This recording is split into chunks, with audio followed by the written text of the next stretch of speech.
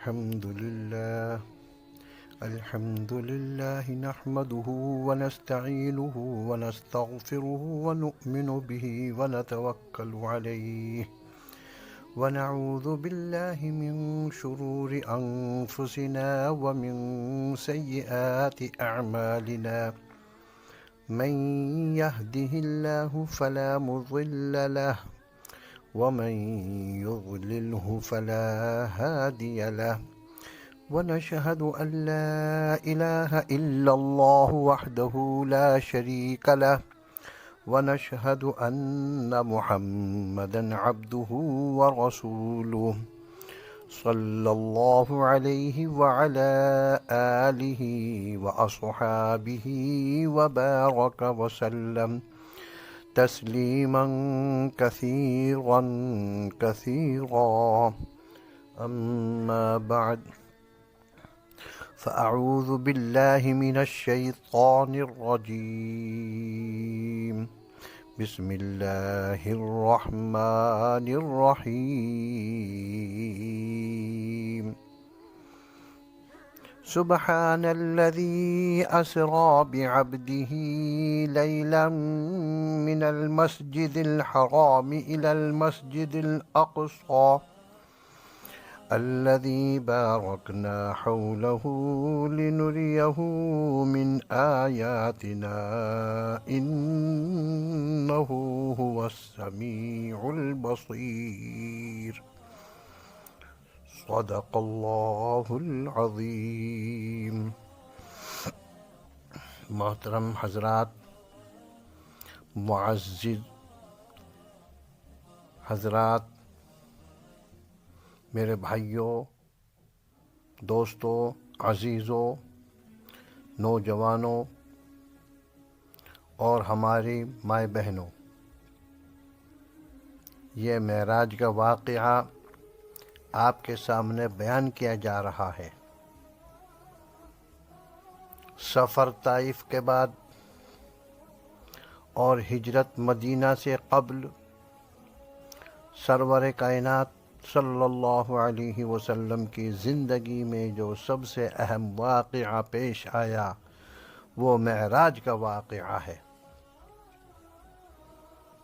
رب کائنات نے اپنے محبوب رسول اللہ صلی اللہ علیہ وسلم کو ان حالات میں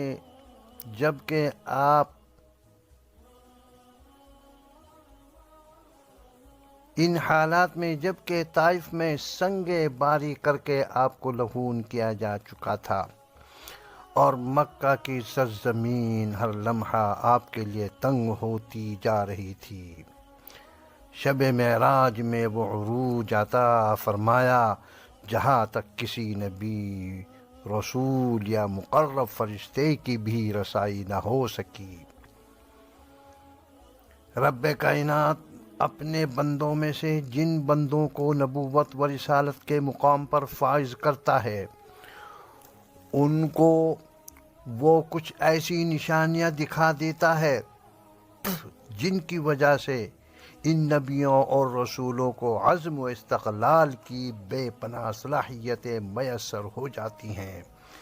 پھر وہ دنیا کی کسی بھی طاغوتی طاقت کا مقابلہ کرنے کے لیے کمر کس لیتے ہیں اور نامساعد حالات کا کوئی بھی طوفان ان کے ارادوں کا رخ نہیں بدل سکتا. معراج مصطفیٰ صلی اللہ علیہ وسلم کے دیگر مقاصد میں ایک مقصد ربانی نشانات کا دیکھنا بھی تھا. لِنُرِيَهُ مِنْ آیاتنا، تاکہ ان کو ہم اپنی نشانیاں دکھائیں. اسی طرح حضرت ابراہیم علیہ السلام کے بارے میں قرآن نے بتایا وَكَذَلِكَ نُرِي إِبْرَاهِيمَ مَلَكُوتَ السَّمَاوَاتِ وَالْأَرْضِ، اور اسی طرح ہم نے ابراہیم علیہ السلام کو آسمان و زمین کا نظام سلطنت دکھایا. حضرت موسیٰ علیہ السلام کے بارے میں اللہ کا فرمان ہے لِنُرِيَكَ مِنْ آيَاتِنَا الْكُبْرَى، تاکہ ہم تم کو اپنی بڑی نشانیاں دکھائیں. قرآن مجید میں سرور کائنات صلی اللہ علیہ وسلم کے اس مقصد سفر کو اس طرح بیان کیا گیا: سبحان الذي أسرى بعبده ليلا من المسجد الحرام إلى المسجد الأقصى الذي باركنا حوله لنريه من آياتنا إنه هو السميع البصير۔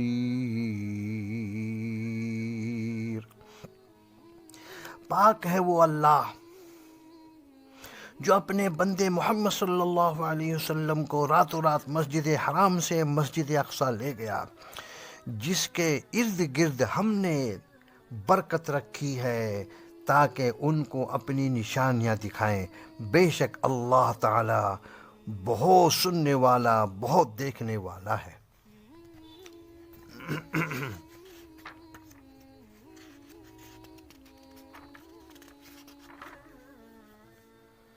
سرور کائنات صلی اللہ علیہ وسلم کا یہ عظیم ترین مقدس سفر 2 مرحلوں پر مشتمل ہے۔ پہلا مرحلہ مکہ مکرمہ میں واقع مسجد حرام سے بیت المقدس میں واقع مسجد اقصیٰ تک، دوسرا مرحلہ مسجد اقصیٰ سے عرش الہی تک۔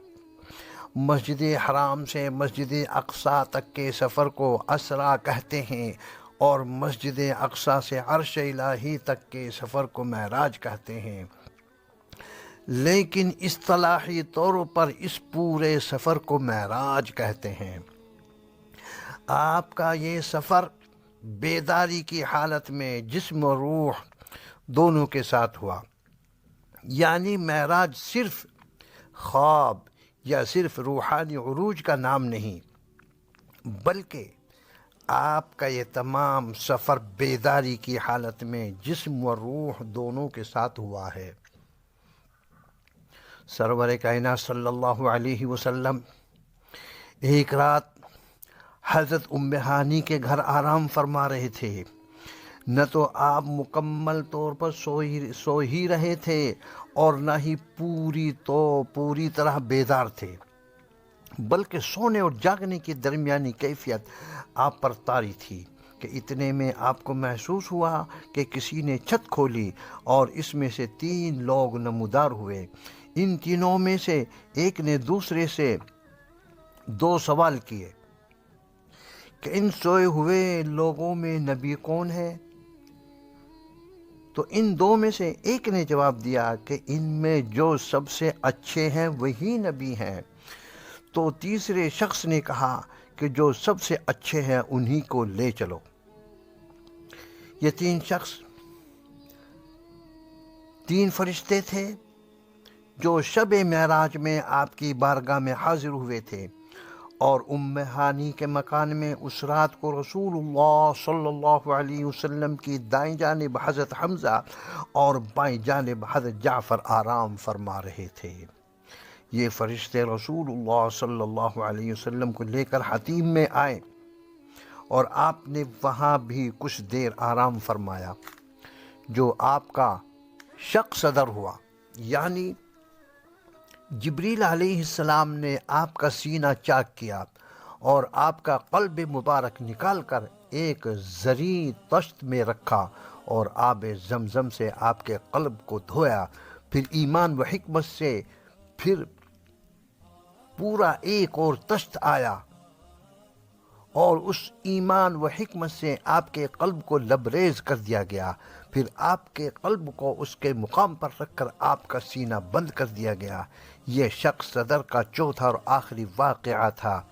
اس سے قبل 3 مرتبہ شق صدر ہوا، اس سے قبل 3 مرتبہ شق صدر اور ہو چکا تھا۔ اس کے بعد آپ کے سامنے براق پیش کیا گیا۔ اس کی رفتار یہ تھی کہ اس کا ایک قدم منتہائی نظر پر پڑتا تھا۔ جب رسول اللہ صلی اللہ علیہ وسلم نے اس پر سوار ہونے کا ارادہ کیا تو وہ اپنی خوش بختی پر ناز کرتے ہوئے شوخی کرنے لگا۔ جبریل امین نے یہ منظر دیکھا تو انہوں نے براق کو مخاطب کرتے ہوئے کہا، اے براق، تو کیا بدک رہا ہے؟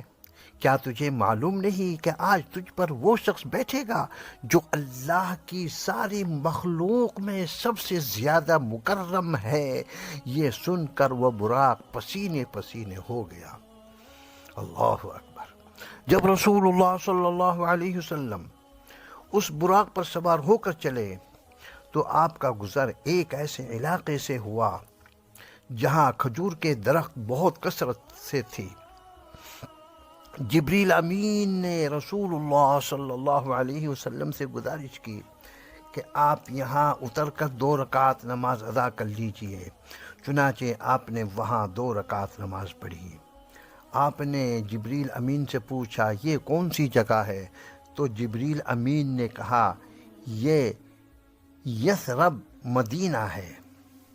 پھر یہاں سے روانہ ہوئے اور آپ کا گزر ایک سفید زمین پر ہوا۔ جبریل امین نے پھر آپ سے گزارش کی کہ آپ یہاں بھی اتر کر 2 رکعت نماز ادا کر لیجئے۔ آپ نے وہاں بھی 2 رکعت نماز ادا فرمائی۔ آپ نے پوچھا، یہ کون سی جگہ ہے؟ تو جبریل امین نے کہا، یہ مدین ہے۔ پھر آپ روانہ ہوئے تو آپ کا گزر بیت اللحم پر ہوا۔ وہاں بھی جبریل امین نے آپ سے 2 رکعت نماز پڑھنے کی گزارش کی اور آپ نے وہاں 2 رکعت نماز ادا کی۔ آپ نے پوچھا، یہ کون سی جگہ ہے؟ تو جبریل امین نے کہا، یہ بیت اللحم ہے جہاں حضرت عیسیٰ علیہ السلام پیدا ہوئے تھے۔ پھر آپ یہاں سے روانہ ہوئے اور بیت المقدس میں مسجد اقصیٰ کے پاس پہنچے۔ وہاں آپ براق سے اترے اور مسجد اقصیٰ سے باہر ایک پتھر تھا، اس میں ایک سوراخ تھا۔ ما قبل کے انبیاء کرام اپنی سواری اسی سے باندھ دیا کرتے تھے، مگر ایک طویل عرصہ سے پڑے رہنے کی وجہ سے وہ سوراخ بند ہو گیا تھا۔ تو جبریل امین نے وہ سوراخ صاف کیا اور رسول اللہ صلی اللہ علیہ وسلم نے براق کو اس سے باندھ دیا۔ پھر جبریل امین اور رسول اللہ صلی اللہ علیہ وسلم مسجد اقصیٰ میں اس دروازے سے داخل ہوئے جس کا نام باب محمد ہے۔ اس باب محمد کے بارے میں تفسیر ابن کثیر میں ہے کہ دلائل النبوہ میں حضرت حافظ ابو نعیم اصبہانی نے یہ نقل کیا ہے کہ جب قیصر روم ہرقل نے رسول اللہ صلی اللہ علیہ وسلم کا خط پڑھنے کے بعد ابو سفیان، جو اس وقت تک مسلمان نہیں ہوئے تھے اور اسلام کے بدترین دشمن تھے، ان سے کچھ سوالات کیے تھے جن کی تفصیل بخاری شریف میں موجود ہے، تو ابو سفیان کی دلی خواہش تھی کہ وہ رسول اللہ صلی اللہ علیہ وسلم کے بارے میں کوئی ایسی بات کہہ دیں کہ جس سے ہرقل کی نظر میں رسول اللہ صلی اللہ علیہ وسلم بے حیثیت ثابت ہو جائے، مگر ابو سفیان کو خود یہ خطرہ تھا کہ اگر میں نے حضرت محمد صلی اللہ علیہ وسلم کے بارے میں کوئی جھوٹی بات کہہ دی اور اس کا جھوٹ ہونا ثابت ہو گیا تو میں کہیں کا نہیں رہوں گا۔ ابو سفیان کہتے ہیں کہ اس وقت میرے ذہن میں یہ بات آئی کہ میں قیصر روم کے سامنے معراج کا تذکرہ کروں، جس سے بادشاہ خود یہ فیصلہ کر لے گا کہ محمد جھوٹے ہیں۔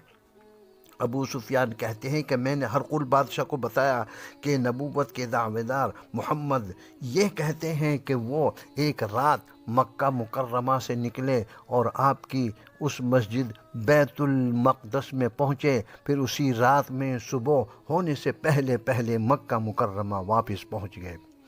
ابو سفیان جس وقت یہ ذکر کر رہے تھے تو اس وقت ایلیا بیت المقدس کا سب سے بڑا عالم ہرقل بادشاہ کے سرہانے کھڑا ہوا تھا۔ اس نے کہا، جی ہاں، میں اس راز سے واقف ہوں۔ یہ سن کر ہرقل بادشاہ اس عالم کی طرف متوجہ ہوا اور پوچھا کہ تم کو اس رات کا علم کیسے ہوا؟ اس عالم نے جواب دیا کہ میرا معمول یہ تھا کہ میں جب تک بیت المقدس کے تمام دروازے بند نہیں کر دیتا تھا اس وقت تک میں سوتا نہیں تھا۔ اس رات بھی میں نے اپنے معمول کے مطابق تمام دروازے بند کر دیے، مگر ایک دروازہ بہت کوشش کے باوجود بند نہیں کر سکا۔ اس کے کیوار اپنی جگہ سے ہل بھی نہیں رہے تھے اور ایسا محسوس ہو رہا تھا کہ ہم کسی پہاڑ کو ہلا رہے ہیں۔ جب میں اس کو بند کرنے سے عاجز آ گیا تو میں نے دیگر مزدوروں اور نجاروں بڑھیوں کو بلایا تاکہ ان کی مدد سے دروازہ بند ہو جائے۔ انہوں نے وہ دروازہ دیکھ کر کہا کہ دیوار کا بوجھ اس کے اوپر آ گیا ہے، جس کی وجہ سے یہ بند نہیں ہو سکتا۔ اب کل صبح دیکھیں گے کہ اس کا حل کیا ہے۔ اس عالم نے کہا کہ وہ مجبوراً وہ دروازہ یوں ہی کھلا ہوا چھوڑ کر میں واپس چلا گیا، اور صبح ہوتے ہی میں نے وہاں جا کر دیکھا کہ دروازے کے سامنے جو پتھر پڑا ہوا تھا اس میں سوراخ تھا، اور ایسا محسوس ہو رہا تھا کہ آج رات اس سے کوئی جانور باندھا گیا ہے۔ اس وقت میں نے اپنے ساتھیوں سے کہا تھا کہ اللہ تعالیٰ نے شاید یہ دروازہ اس وجہ سے بند ہونے سے روک دیا کہ آج یہاں کوئی نبی آنے والے ہیں۔ پھر اس عالم نے کہا کہ اسی رات حضرت محمد صلی اللہ علیہ وسلم نے ہماری اس مسجد میں نماز پڑھی۔ اللہ اکبر۔ یہ واقعہ جہاں ایک طرف یہ بتا رہا ہے کہ رسول اللہ صلی اللہ علیہ وسلم مسجد اقصی میں کس دروازے سے داخل ہوئے، وہی آپ کی معراج کی صداقت بھی ایک ایسے شخص کی زبانی مل رہی ہے جو ہرقل بادشاہ کے دربار میں اس وقت موجود تھا، جب ابو سفیان ہرقل کے سامنے معراج کی عنوان سے حضرت محمد صلی اللہ علیہ وسلم کو جھوٹا ثابت کرنے کی کوشش کر رہے تھے۔ جب سرور کائنات صلی اللہ علیہ وسلم اس دروازے سے مسجد اقصی میں تشریف لائے تو ایک مؤذن نے اذان دی اور تکبیر پڑھی۔ وہاں بہت سے لوگوں کا مجمع تھا اور سب کو انتظار تھا کہ آج امامت کے لیے کون آگے آتا ہے۔ رسول اللہ صلی اللہ علیہ وسلم فرماتے ہیں کہ جبریل امین نے میرا ہاتھ پکڑ کر امامت کرنے کے لیے آگے بڑھا دیا، اور میں نے ان تمام لوگوں کی امامت کی اور 2 رکعت نماز پڑھائی۔ اور جب میں نماز سے فارغ ہوا تو جبریل امین نے مجھے بتایا کہ اب تک جتنے بھی نبی و رسول اس دنیا میں آ چکے ہیں ان سب نے ابھی آپ کے پیچھے نماز ادا کی ہے۔ پھر انبیاء و رسول سے آپ کی ملاقات ہوئی، اور نبیوں کے اس اجتماع میں نبیوں اور رسولوں نے اللہ کی حمد و ثنا بیان کی اور اللہ کے ان خصوصی انعامات کا تذکرہ کیا جو اللہ نے ان پر کیے تھے۔ چنانچہ حضرت ابراہیم علیہ السلام نے فرمایا، تمام تعریفیں اللہ کے لیے ہیں جس نے مجھ کو اپنا خلیل بنایا اور مجھ کو ملک عظیم عطا فرمایا اور مجھ کو مقتدی بنایا اور مجھے آتش نمرود میں محفوظ رکھا اور وہ آگ میرے حق میں سلامتی کے ساتھ ٹھنڈی کر دی۔ حضرت موسیٰ علیہ السلام نے فرمایا، تمام تعریفیں اللہ کے لیے ہیں جس نے مجھ سے خصوصی کلام فرمایا اور مجھ کو برگزیدہ بنایا اور مجھے تورات عطا فرمائی اور فرعون کی ہلاکت اور بنی اسرائیل کی نجات میرے ہاتھ پر ظاہر فرمائی۔ حضرت داؤد علیہ السلام نے فرمایا، تمام تعریفیں اللہ کے لیے ہیں جس نے مجھ کو ملک عظیم عطا فرمایا، مجھ کو زبور عنایت کی، لوہے کو میرے لیے نرم کیا اور پہاڑوں اور چڑیوں کو میرے لیے اس طرح مسخر کر دیا کہ وہ میرے ساتھ تسبیح کیا کرتے تھے، اور مجھ کو حکمت اور واضح بیان عطا کیا۔ حضرت سلیمان علیہ السلام نے فرمایا، تمام تعریفیں اللہ کے لیے ہیں جس نے میرے لیے ہوا کو مسخر کیا اور جناتوں کو بھی میرے لیے مسخر کیا کہ میرے حکم کے مطابق وہ عالیشان عمارتیں اور مجسمے بنایا کرتے تھے، اور اس نے مجھے پرندوں کی بولی کا علم عطا کیا اور اپنے فضل سے اس نے مجھے ہر چیز عطا کی، اور اس نے انسانوں، جنوں اور پرندوں کے لشکر میرے لیے مسخر کر دیے، اور اس نے مجھ کو بے مثال سلطنت عطا کی۔ حضرت عیسیٰ علیہ السلام نے فرمایا، تمام تعریفیں اللہ کے لیے ہیں جس نے مجھے اپنا کلمہ بنایا اور مجھ کو آدم علیہ السلام کے مشابہ بنایا کہ ان کو مٹی سے بنا کر حکم دیا کہ ذی روح ہو مٹی سے بنا کر حکم دیا کہ ذی روح ہو جا، تو ان میں روح آ گئی، اور اس نے مجھ کو لکھنا سکھایا اور حکمت عطا کی اور توریت و انجیل کا علم عطا کیا، اور مجھ کو یہ نعمت عطا ہوئی کہ میں مٹی سے پرندوں کے قالب بناتا اور اس میں پھونک مارتا تو وہ اللہ کے حکم سے پرواز کرنے لگتے۔ مادرزاد اندھے کی آنکھوں پر اگر ہاتھ پھیرتا تو وہ بینا ہو جاتے، اور کوڑھی کے بدن پر ہاتھ پھیرتا تو وہ صحیح ہو جاتے، اور مردوں کو میرے ذریعے زندگی مل جاتی، اور اللہ نے مجھ کو اور میری ماں کو مردود شیطان سے محفوظ رکھا۔ آخر میں سرور انبیاء حضرت محمد صلی اللہ علیہ وسلم نے فرمایا، تمام تعریفیں اللہ کے لیے ثابت ہیں جس نے مجھ کو رحمت للعالمین بنایا اور تمام لوگوں کے لیے بشیر و نذیر بنا کر مبعوث کیا، اور فرقان یعنی قرآن مجید مجھ پر نازل فرمایا، اور میری امت کو بہترین امت بنایا کہ لوگوں کے نفع کے لیے پیدا کی گئی ہے، اور میری امت کو عادلہ بنایا، اور میری امت کو ایسا بنایا کہ اول بھی ہے اور آخر بھی ہے، یعنی ابتدا کے اعتبار سے اول اور زمانے کے اعتبار سے آخر، اور میرے سینے کو کشادہ بنایا اور میرا بوجھ مجھ سے ہلکا کیا اور میرے ذکر کو بلند فرمایا، اور مجھ کو سب کا شروع کرنے والا اور ختم کرنے والا بنایا، یعنی نور میں اول اور ظہور میں آخر۔ یہ سن کر اللہ کے خلیل ابراہیم علیہ السلام نے تمام نبیوں اور رسولوں کو مخاطب کرتے ہوئے فرمایا کہ ان کمالات کی وجہ سے حضرت محمد صلی اللہ علیہ وسلم تم سب پر فوقیت لے گئے۔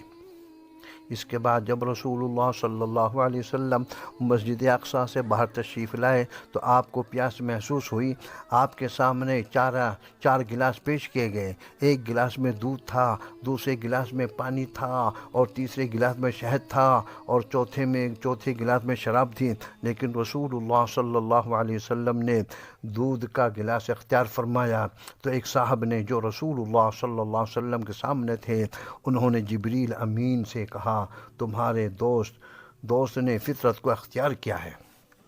پھر آپ کے سامنے نہایت خوبصورت زینہ ظاہر ہوا، اور جبریل امین نے اس زینے پر رسول اللہ صلی اللہ علیہ وسلم کو چڑھایا، یہاں تک کہ آپ پہلے آسمان تک پہنچے، اور جبریل امین نے پہلے آسمان کا دروازہ کھلوایا۔ رسول اللہ صلی اللہ علیہ وسلم جب پہلے آسمان پر پہنچے تو جبریل امین نے آپ سے کہا، یہ آپ کے باپ آدم علیہ السلام ہیں، آپ ان کو سلام کیجئے۔ تو آپ نے ان کو سلام کیا، اور انہوں نے آپ کے سلام کا جواب دیا، اور آپ کو فرزند صالح اور نبی صالح کہتے ہوئے اس تشریف آوری پر مبارکباد پیش کی اور آپ کی نبوت کا اقرار کیا۔ یہاں رسول اللہ صلی اللہ علیہ وسلم نے ایک منظر یہ دیکھا کہ آدم علیہ السلام کی دائیں جانب بہت سے لوگ ہیں اور آپ کی بائیں جانب بہت سے لوگ ہیں، اور آدم علیہ السلام جب اپنی داہنی جانب دیکھتے ہیں تو خوش ہوتے ہیں، اور جب بائیں جانب دیکھتے ہیں تو غم زدہ ہو جاتے ہیں۔ رسول اللہ صلی اللہ علیہ وسلم نے اس کے بارے میں پوچھا تو جبریل امین نے فرمایا، یہ آدم علیہ السلام ہیں، اور ان کے دائیں بائیں ان کے اولاد کی روحیں ہیں، ان کی داہنی طرف کی روحیں جنتی ہیں اور بائیں طرف کی روحیں دوزخی ہیں، اس لیے داہنی جانب دیکھ کر خوش ہوتے ہیں اور بائیں جانب دیکھ کر غم زدہ ہو جاتے ہیں۔ اس کے بعد حضرت جبریل امین رسول اللہ صلی اللہ علیہ وسلم کو لے کر دوسرے آسمان تک پہنچے اور دروازہ کھلوایا۔ اس دوسرے آسمان پر حضرت عیسیٰ علیہ السلام اور حضرت یحییٰ علیہ السلام کو آپ نے دیکھا۔ جبریل امین نے کہا، یہ عیسیٰ اور یحییٰ ہیں، آپ ان کو سلام کریں۔ رسول اللہ صلی اللہ علیہ وسلم نے ان کو سلام کیا۔ انہوں نے آپ کو برادر صالح اور نبی صالح کہتے ہوئے اس تشریف آوری پر آپ کو مبارکباد پیش کی اور آپ کی نبوت کا اقرار کیا۔ پھر رسول اللہ صلی اللہ علیہ وسلم جبریل امین کی معیت میں تیسرے آسمان تک پہنچے۔ جبریل امین نے تیسرے آسمان کا دروازہ کھلوایا، وہاں رسول اللہ صلی اللہ علیہ وسلم نے حضرت یوسف کو دیکھا۔ جبریل امین نے کہا یہ یوسف ہیں، آپ ان کو سلام کیجئے۔ رسول اللہ صلی اللہ علیہ وسلم نے ان کو سلام کیا۔ حضرت یوسف نے آپ کے سلام کا جواب دیا اور آپ کو برادر صالح اور نبی صالح کہتے ہوئے اس تشریف آوری پر آپ کو مبارکباد پیش کی اور آپ کی نبوت کا اقرار کیا۔ پھر رسول اللہ صلی اللہ علیہ وسلم چوتھے آسمان تک پہنچے۔ جبریل امین نے دروازہ کھلوایا، وہاں رسول اللہ صلی اللہ علیہ وسلم نے حضرت ادریس علیہ السلام کو دیکھا۔ جبریل امین نے کہا یہ حضرت ادریس علیہ السلام ہیں، آپ ان کو سلام کر لیں۔ رسول اللہ صلی اللہ علیہ وسلم نے ان کو سلام کیا۔ حضرت ادریس علیہ السلام نے آپ کے سلام کا جواب دیا اور آپ کو برادر صالح اور نبی صالح کہتے ہوئے اس تشریف آوری پر مبارکباد پیش کی اور آپ کی نبوت کا اقرار کیا۔ پھر رسول اللہ صلی اللہ علیہ وسلم پانچویں آسمان تک پہنچے۔ جبریل امین نے دروازہ کھلوایا، وہاں آپ نے حضرت ہارون علیہ السلام کو دیکھا۔ جبریل امین نے آپ سے کہا یہ حضرت ہارون ہیں، آپ انہیں سلام کر لیں۔ رسول اللہ صلی اللہ علیہ وسلم نے انہیں سلام کیا۔ حضرت ہارون نے آپ کے سلام کا جواب دیا اور آپ کو برادر صالح اور نبی صالح کہتے ہوئے اس تشریف آوری پر آپ کو مبارکباد پیش کی اور آپ کی نبوت کا اقرار کیا۔ پھر آپ چھٹے آسمان تک پہنچے۔ جبریل امین نے دروازہ کھلوایا، وہاں آپ نے حضرت موسیٰ علیہ السلام کو دیکھا۔ جبریل امین نے آپ سے کہا یہ موسیٰ علیہ السلام ہیں، آپ ان کو سلام کر لیں۔ آپ نے حضرت موسیٰ علیہ السلام کو سلام کیا اور انہوں نے آپ کے سلام کا جواب دیا اور برادر صالح اور نبی صالح کہتے ہوئے اس تشریف آوری پر آپ کو مبارکباد پیش کی اور آپ کی نبوت کا اقرار کیا۔ پھر آپ ساتویں آسمان پر پہنچے۔ جبریل امین نے دروازہ کھلوایا، وہاں آپ نے دیکھا کہ حضرت ابراہیم علیہ السلام بیت المعمور سے ٹیک لگائے بیٹھے ہیں۔ جبریل امین نے کہا یہ آپ کے جد امجد حضرت ابراہیم علیہ السلام ہیں، آپ ان کو سلام کر لیں۔ رسول اللہ صلی اللہ علیہ وسلم نے سلام پیش کیا۔ حضرت ابراہیم علیہ السلام نے آپ کے سلام کے جواب دیا اور آپ کو فرزند صالح اور نبی صالح کہتے ہوئے اس تشریف آوری پر آپ کو مبارکباد پیش کی اور آپ کی نبوت کا اقرار کیا۔ بیت المعمور 7ویں آسمان پر فرشتوں کا کعبہ ہے، اس میں روزانہ 70,000 فرشتے داخل ہوتے ہیں اور جب وہ نکل آتے ہیں تو پھر ان کی باری کبھی نہیں آتی۔ رسول اللہ صلی اللہ علیہ وسلم بیت المعمور میں داخل ہوئے اور وہاں آپ نے 2 رکعت نماز پڑھی۔ پھر آپ صلی اللہ علیہ وسلم سدرۃ المنتہا تک پہنچے، وہاں بیری کا بہت بڑا درخت دیکھا جس کے بیل اتنے بڑے تھے جیسے کہ مقام ہجرے کے مٹکے، اور اس کے پتے ایسے تھے جیسے کہ ہاتھی کے کان۔ آپ نے وہاں 4 نہریں بھی دیکھیں، ان میں سے 2 نہریں اندر کی طرف بہہ رہی تھیں اور دوسری 2 نہریں کا پانی باہر کی طرف بہہ رہا تھا۔ جب رسول اللہ صلی اللہ علیہ وسلم نے ان نہروں کے بارے میں جبریل امین سے پوچھا تو جبریل امین نے بتایا کہ جو 2 نہریں اندر کی طرف بہہ رہی ہیں یہ جنت کی نہریں ہیں، اور جو 2 نہریں باہر کی طرف بہہ رہی ہیں یہ دریائے نیل و فرات ہیں۔ سدرۃ المنتہا سے فارغ ہونے کے بعد آپ کو جنت میں داخل کیا گیا۔ اس میں آپ نے موتیوں کے گنبد دیکھے اور اس کی مٹی مشک تھی، اور بھی بے شمار نعمتوں کا آپ نے مشاہدہ فرمایا۔ پھر آپ کے سامنے جہنم کو ظاہر کیا گیا، آپ نے اس میں اللہ کے غضب اور عذاب کو دیکھا۔ پھر جبریل امین نے آپ کی رفاقت سے معذرت چاہی اور عرض کیا یا رسول اللہ صلی اللہ علیہ وسلم، اب میں اس سے اوپر جانے سے قاصر ہوں۔ آپ نے جبریل امین سے کہا کیا کوئی دوست راستے میں اپنے دوست کو چھوڑ دیتا ہے؟ تو جبریل امین نے کہا اگر میں ذرہ برابر بھی اس سے آگے بڑھوں گا تو تجلیات ربانی سے جل کر خاکستر ہو جاؤں گا۔ حضرت ابن عباس رضی اللہ عنہ سے روایت ہے کہ رسول اللہ صلی اللہ علیہ وسلم نے ارشاد فرمایا، پھر مجھے نور میں پیوست کر دیا گیا اور مجھے 70,000 حجابات طے کرائے گئے کہ ان میں سے ایک حجاب دوسرے حجاب کے مشابہ نہیں تھا۔ پھر مجھ سے تمام آوازیں اور فرشتوں کی آہٹیں منقطع ہو گئیں۔ اس وقت مجھے اکیلے پن کا احساس ہوا تو کسی نے مجھے ابو بکر کے لہجے میں پکارا۔ یہ ایک فرشتے کی آواز تھی جس نے ابو بکر کے لہجے میں آپ کو اس لیے پکارا تھا تاکہ اپنے دوست کی آواز سن کر آپ کو تسلی مل جائے۔ پھر حجابات منقطع ہو گئے تو آپ کے لیے رف یعنی سبز مسند اتاری گئی اور آپ اس پر جلوہ فروز ہوئے۔ پھر آپ کو اوپر لے جایا گیا یہاں تک کہ آپ عرش رب العالمین کی بارگاہ میں پہنچ گئے اور آپ اللہ سے اتنے قریب ہو گئے کہ 2 کمانوں کے برابر یا اس سے بھی کم فاصلہ رہ گیا۔ پھر اللہ نے اپنے حبیب سے راز و نیاز کی باتیں کی۔ فَأَوْحَىٰ إِلَىٰ عَبْدِهِ مَا أَوْحَىٰ۔ ان میں سے 5 اہم باتیں یہ ہیں: نماز کی فرضیت، سورہ بقرہ کی آخری آیتیں، جو شرک نہ کرے اس کے گناہ معاف کر دیے گئے، جو شخص نیکی کا ارادہ کرے گا تو صرف ارادہ پر ہی اس کے نامہ اعمال میں ایک نیکی لکھ دی جائے گی، اور جب وہ اس نیکی کو کر لے گا تو پھر کم از کم 10 نیکیاں لکھی جائیں گی۔ جو شخص برائی کا ارادہ کرے تو ارادہ کی وجہ سے اس کے نامہ اعمال میں گناہ نہیں لکھا جائے گا، اور اگر وہ اس برائی کو کرے گا تو صرف ایک ہی گناہ لکھا جائے گا۔ اللہ تعالیٰ نے ابتداءً 50 نمازوں کا تحفہ آپ کو دیا تھا، مگر واپسی میں جب چھٹے آسمان پر حضرت موسیٰ علیہ السلام سے آپ کی ملاقات ہوئی تو موسیٰ علیہ السلام نے آپ کو اس میں تخفیف کرانے کا مشورہ دیا۔ چنانچہ رسول اللہ صلی اللہ علیہ وسلم نے اللہ کی بارگاہ میں جا کر نمازوں کی تعداد میں کمی کا سوال کیا تو اللہ تعالیٰ نے 10 نمازیں کم کر دیں اور اب 40 نمازوں کا مطالبہ رہ گیا۔ پھر واپسی میں جب حضرت موسیٰ علیہ السلام سے ملاقات ہوئی تو انہوں نے اس میں بھی کمی کروانے کا مشورہ دیا، تو پھر آپ بارگاہ الہی میں حاضر ہوئے اور نمازوں کی تعداد میں تخفیف کا سوال کیا۔ اللہ تعالیٰ نے پھر 10 نمازیں کم کر دی اور اب 30 نمازوں کا مطالبہ رہ گیا۔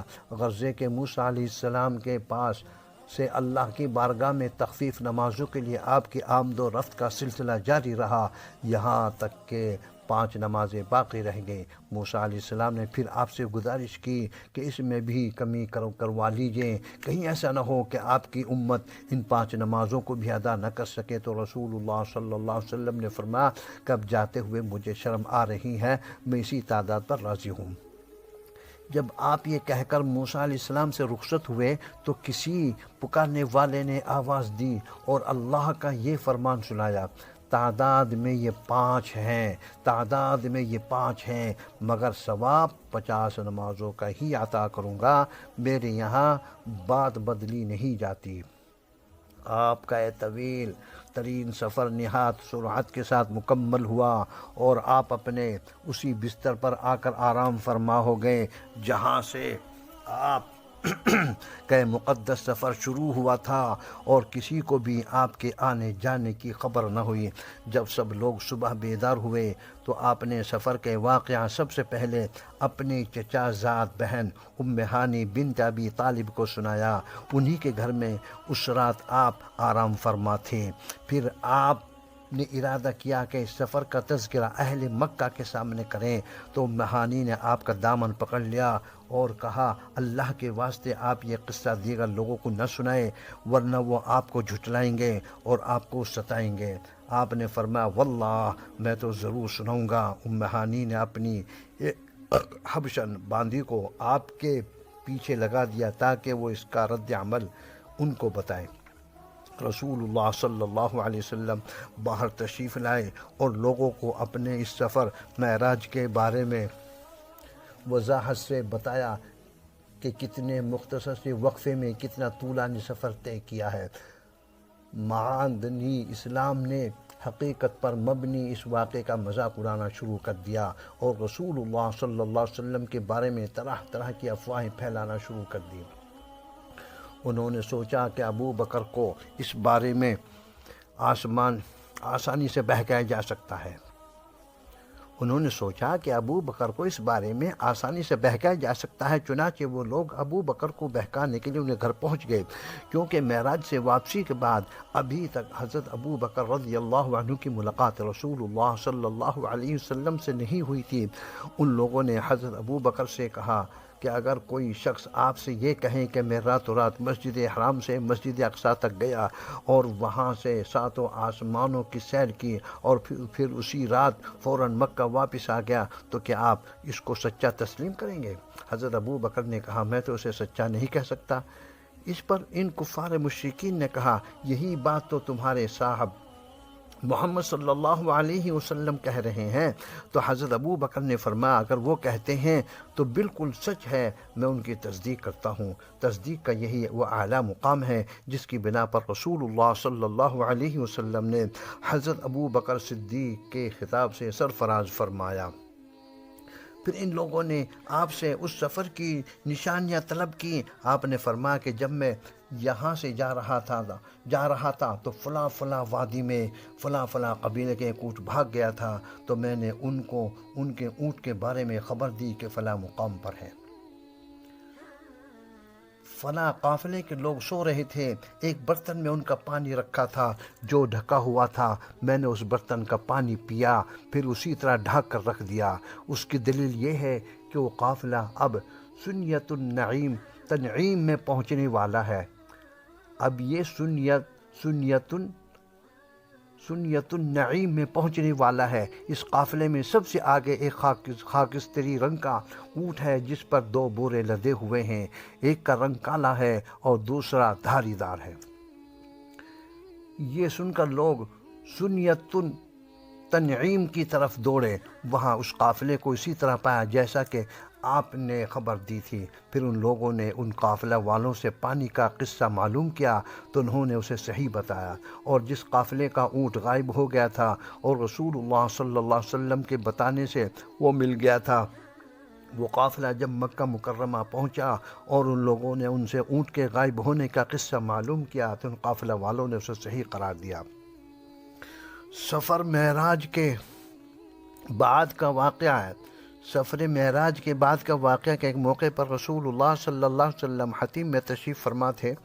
کفار مشرکین نے آپ سے مسجد اقصیٰ کے بارے میں طرح طرح کے سوالات کرنا شروع کر دیے۔ رسول اللہ صلی اللہ علیہ وسلم فرماتے ہیں کہ پھر میرے لیے اللہ نے مسجد اقصیٰ کو ظاہر کر دیا اور بیت عقیل کے پاس اس کا ظہور ہوا، اور مسجد اقصیٰ کے بارے میں انہوں نے جو کچھ بھی مجھ سے پوچھا میں اسے دیکھ دیکھ کر ان کو بتا رہا تھا۔ اس کے باوجود انکار پر تلے ہوئے رہے اور سرور کائنات صلی اللہ علیہ وسلم کے اعزاز رسانی میں کوئی کسر نہ چھوڑی۔ اس سفر معراج میں سرور کائنات صلی اللہ علیہ وسلم نے جن احوال برزخیہ کا مشاہدہ فرمایا ان میں سے چند یہ ہیں۔ آپ کا گزر ایک ایسی قوم پر ہوا جو ایک ہی دن میں کھیتوں کو بوتی ہے اور اسی دن کاٹ بھی لیتی ہے، اور کاٹنے کے بعد وہ کھیتی ویسی ہی ہو جاتی ہے جیسا پہلے تھا۔ آپ نے جبریل سے پوچھا یہ کون لوگ ہیں؟ جبریل امین نے کہا یہ اللہ کی راہ میں جہاد کرنے والے ہیں، ان کی نیکیاں 700 گنا تک بڑھا دی جاتی ہیں۔